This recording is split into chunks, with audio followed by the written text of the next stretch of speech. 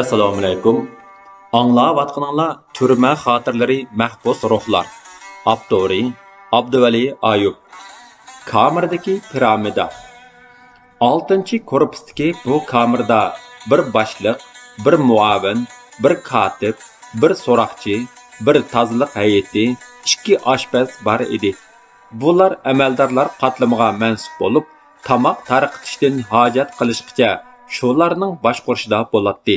Bu amaldorlik piramidasining cho'qsida kamir boshlig'i, o'g'lida Uyg'ur siyosiy mahbuslar turadi. Kamir boshlig'i atigan va kechda son oladi.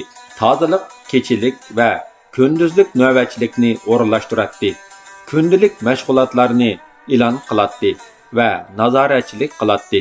Kundalik mashg'ulot deganda atigan Urumchi vaqti soat 5 da qo'pish, 6:30 da nashta qilib bo'lib, mahbuslik mashqi qilish, soat 8 dan boshlab 12 gacha va tushdan keyin soat 2 dan 5 gacha diqqatda qetib o'ltirishdan iborat edi. Tushdan keyin soat 5 da siyosiy xabarlarni yarim soat ko'rgandan keyin soat 10 da chiroq o'chirilgacha Markaziy televiziya stansiyasining tashviqot programmalari ko'rsatiladi va kunduzlik darsdan ta'sirot yozdiriladi. Kimning qaysi o'rinda qandaq faoliyat qilishigacha bekitilgan edi. Kamerdagi ishlarning hammasida bir qoida bor bo'lib, har bir mahbus har minutda bir qoidaning va bir kishining boshqurishida va kamer boshlig'ining nazoratida bo'ladi. Kechda uyquga ketish, kunduzda nafaslanish va xiyol surishni demasa, bir kunlik hamma ishda birsidan ruxsat elinishi kerak edi. Hatto hojat uchun ishlatiladigan tozalik qog'oznimi tozalik hay'ati boshqaradi. Yuqori qatlamga mansub amaldorlar kechilik navbatchilik, kundalik tozalik, haftalik cho'ng tozalik qatorliq ishlarga yaqin yo'lamaydi.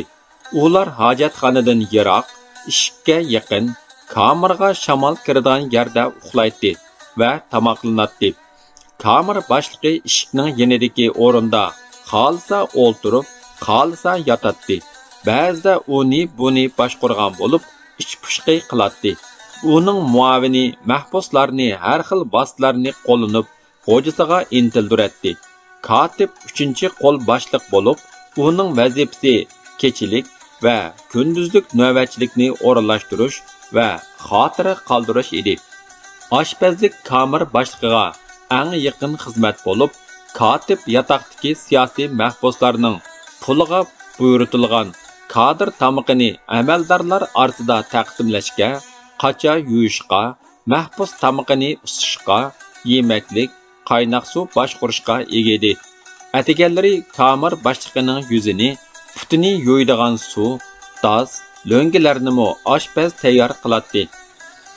Tozalik hay'ati kundalik tozalik, haftalik cho'ng tozalik va koridor tozalashlarga egidorlik qiladi. U yana kamerda joy-joyiga tiziladigan dasmol, lo'nga, stakan, qacha va oyoqlarning tartibini nazorat qiladi.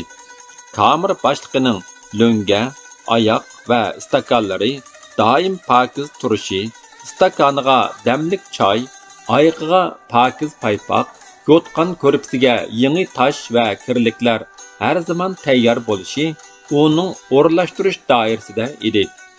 Kamer tuzumiga xiloflik qilganlar amaldorlar qatlamining tambilini yuyishga, uchisini tutishga yoki hojatxona o'chqini cho'tkalashga buyuriladi.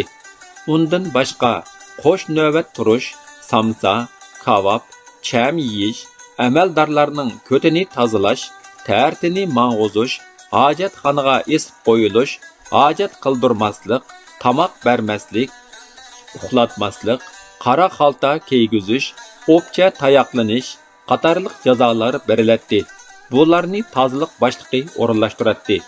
So'roqchi kamerga yangi qamalgan mahbuslarni so'roq qilishga, kona mahbuslarning ichida saqchiga topshirilmay qolgan delolarni fosh qilishga, yangi jinoiy qilmishlarni tepib chiqishga mas'ul edi. U yana mahbuslarga besim qilib, yeniga odam qo'yib, ular yo'shirgan qilmishlarni tepib chiqadi. Tunji kirgan kamerda so'roqchi degan birining barligini bilmagan ekanman.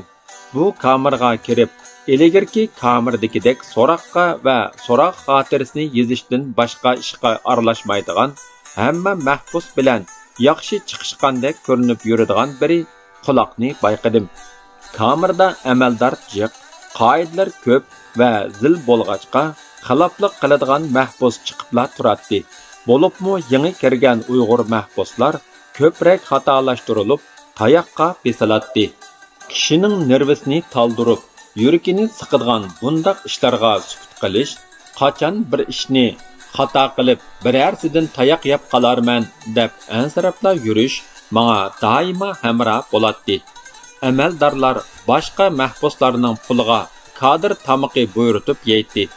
Bo'libmi kadr tamoqi buyurtilmaydigan, ammo mendek uydan pul kirib turadigan mahbuslarning pulini xuddi o'zining yanchuqidagini haydagandek bexaraman ishlatadi. Amaldorlar xiroyinkashlar ichidagi har millatdan bor edi. Fuqarolar bo'lsa dindor Uyg'urlar va mendek o'qituvchi siyosiylar edi. Amaldorlar bozak qilishga, fuqarolarning tayoq yeb to'lg'inishi va chidamay chirqirashlarini anglashga xumar edi. Ular odatda kamer boshliqidan "ur" degan zuvon chiqishini kutibla turadi va urib puqadan chiqishadi. Kamerda uri bo'lgan chog'larda sog'ishlar rasmiyat uchun kiradi.